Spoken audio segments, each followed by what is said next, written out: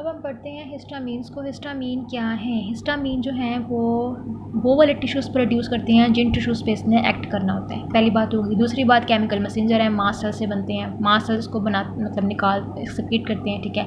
और ये मेडिएटर जो हैं वो क्यों बनते हैं? सेलुलर रिस्पॉन्स जब इनको मिलता है, कोई एलर्जन, कोई इन्फ्लेमेशन वगैरह या गैस्ट्रिक एसिड के सिक्रीशंस वगैरह के रिस्पॉन्स में ये बनते हैं। न्यूरो ट्रांसमिशन करते हैं ब्रेन में। कोई इसकी क्लिनिकल सिग्निफिकेंस नहीं है इसकी। एंटी हिस्टामीन जो है वो थेराप्यूटिक एप्लीकेशन में एक इंपॉर्टेंट रोल प्ले करती है, ठीक है। इसको एप्लीकेशन की बात करें तो ये तमाम टिश्यूज़ में होती हैं। खास तौर पे कहाँ होती हैं? लंग्स में होती हैं, जीआईटी में होती हैं, स्किन में होती हैं, ब्लड वेसल्स में होती हैं। कहाँ? Lungs, GIT, skin, blood vessels. Mast cells और जो बेसोफिल्स हैं वहाँ पे होते हैं, ठीक है। और विनोम्स कंपोनेंट के अंदर होते हैं और एनिमल स्टिंग के अंदर। कहाँ होती हैं? Animal sting, venom component, mast cells, basophil, GIT, blood vessel, skin वगैरह ऑल टिश्यूज़ में, ठीक है। उसके बाद सिंथेसिस इसकी बड़ी इंपॉर्टेंट है कि बनता कैसे है भाई। ये जब हिस्टाडीन जो है वो हिस्टामीन में कन्वर्ट होता है with the help of हिस्टाडीन decarboxylase enzyme, और ये स्टोर हो जाएगा किसी ग्रैन्यूल में, ठीक है। और जब इसको कोई सिग्नल मिलेगा तो फिर ये वहाँ से रिलीज हो जाएगा। जैसे ये मास्ट सेल्स है, ये IgE का जो है वो इसके ऊपर अटैच होता है। जब कोई एलर्जन वगैरह इसके ऊपर आगे बाइंड करता है तो मास्ट सेल जो है वो हिस्टामीन रिलीज करता है। हिस्टामीन जो है वो आपको पता है जो हिस्टामीन क्या करता है, ब्रोंको डायलेशन करता है, ठीक है।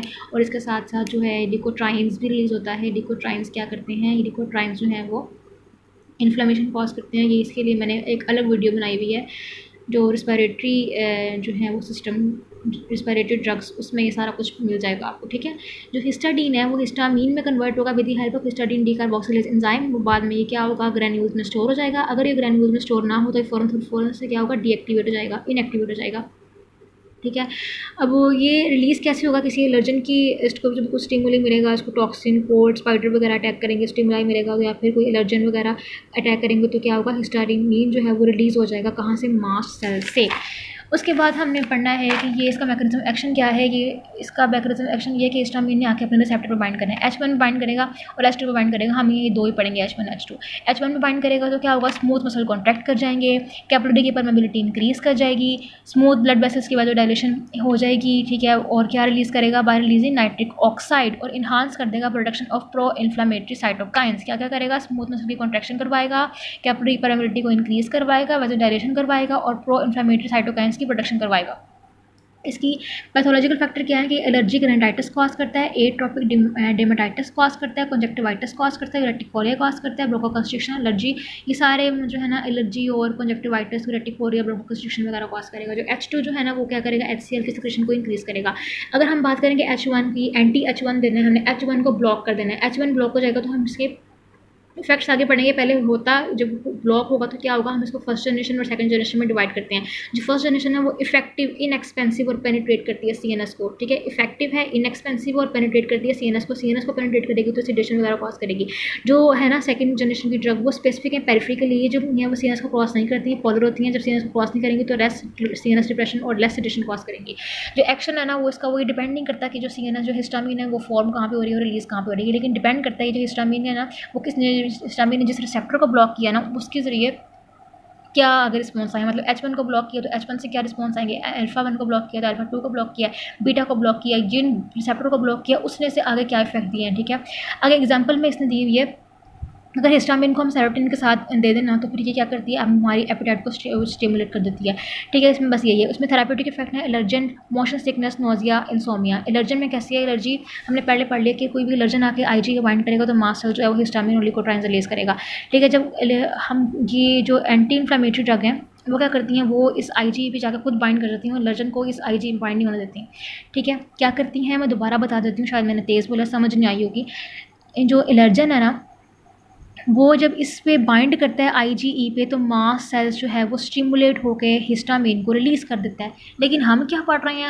हमने क्या करना है? हमने एंटी हिस्टामीन देना है, हमने H1 को ब्लॉक करना है। हमने H1 को ब्लॉक कैसे करना है कि हम IgE एंड जो है ना इन्फ्लामेटरी कंडीशन में हम एक ड्रग देते हैं जो IgE पे जाके बाइंड कर जाती है और किसी भी एलर्जन को IgE के पे बाइंड होने नहीं देता, ताकि जो है मास्ट सेल्स को कोई भी जो है वो सिग्नल ना मिले और मास्ट सेल जो है हिस्टामीन को रिलीज़ ना करे, ठीक है। इसके लिए हम कुछ ओरल ड्रग्स देते हैं और ऑप्थेल्मिक ड्रग्स देते हैं। ओरल में आता है एलर्जिक रेनाइटिस और रेटिकोरिया।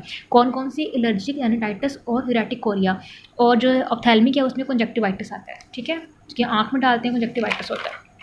उसके बाद क्या है, ये अस्थमा में कॉन्ट्राइंडिकेटेड है। मोशन सिकनेस की ड्रग्स बड़ी आसान है, डायफिनाइल हाइड्रामीन, डायफिनाइल हाइड्रानेट, साइक्लाजीन और प्रोमेथाजीन और मेथाजीन। ठीक है, कौन कौन से, डायफिनाइल हाइड्रामीन, डायफिनाइल हाइड्रानेट, साइक्लाजीन और प्रोमेथाजीन और मेथाजीन।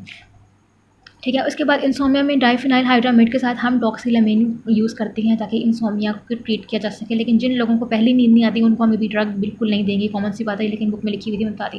फार्माकोकाइनेटिक्स क्या है कि ओरल एडमिनिस्ट्रेशन देते हैं। ठीक है, जो सेकंड जनरेशन है उसकी फार्माकोकाइनेटिक्स क्या है कि हम इसकी ओरल एडमिनिस्ट्रेशन देते हैं। ठीक है, इसकी पीक सीरम लेवल जो है 1 to 2 आवर्स होता है, हाफ लाइफ इसकी 6 घंटे होती है, लेकिन जो मैक्लिजीन है ना उसकी हाफ लाइफ होगी 12 से 24 घंटे।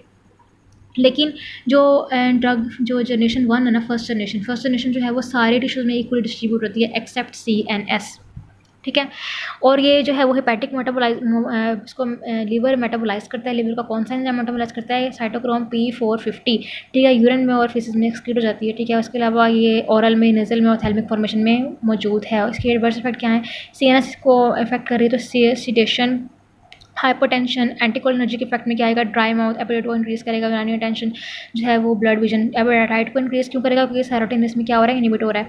ठीक है, इसके अलावा जो है इसके एडवर्स इफेक्ट तो हर तरीके से यहाँ लिखा हुआ है। कोलिनर्जिक रिसेप्टर्स होते हैं वो क्या करते हैं, वो ड्राई माउथ, यूनानी टेंशन, साइनस टैकीकार्डिया, ये हमने 5th सेमेस्टर में पढ़ा था। ठीक है, आगे जो अल्फा एडर्जिक ड्रग्स हैं वो क्या करती हैं, जो अल्फा 1 ब्लॉक होता है तो क्या होता है कि हार्ट बीट कम हो जाती है, हार्ट पे एक्ट करता है ना, तो हार्ट बीट कम होगी तो हाइपरटेंशन, डिजीनेस, रिफ्लेक्स टैकीकार्डिया होगा। ठीक है, सेरोटोनिन जो है वो ब्लॉक हो तो एपेटाइट ज़्यादा होगी, H1 ब्लॉक होगा तो इन्फ्लेमेटरी रिएक्शन कम होगा, सेडेशन ज़्यादा हो जाएगी, न्यूरोमस्कुलर ट्रांसमिशन कम हो जाएगी। ठीक है, ब्रेन की एक्टिविटी कम होगी तो सेडेशन ज़्यादा होगी, न्यूरोमस्कुलर एक्टिविटी कम होगी, एपेटाइट ज़्यादा होगी क्योंकि सेरोटोनिन भी वो जो इनहिबिट हो रहा है। ठीक है, इसके अलावा कॉन्जरेटिव साइकोमोटर जो परफॉर्मेंस है वो भी कम हो जाएगी। ठीक है, इसके अलावा जो है वो सेकंड जनरेशन की ड्रग जो है हमने पढ़ा है, लेस सेडेशन होती हैं, सीएनएस को क्रॉस नहीं करती, ब्लड ब्रेन बैरियर को क्रॉस नहीं करती हैं, लेकिन पेरिफेरी एक्ट करती हैं।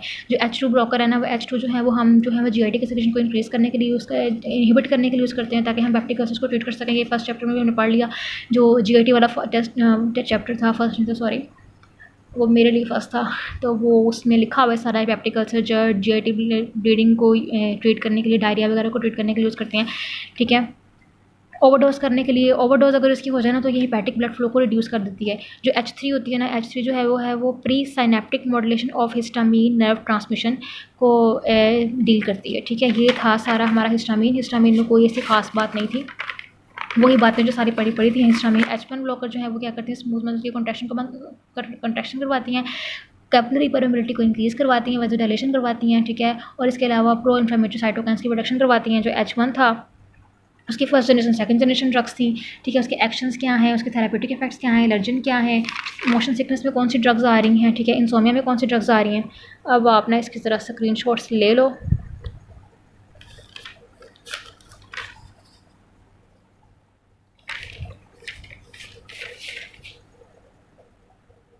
हर पेज के,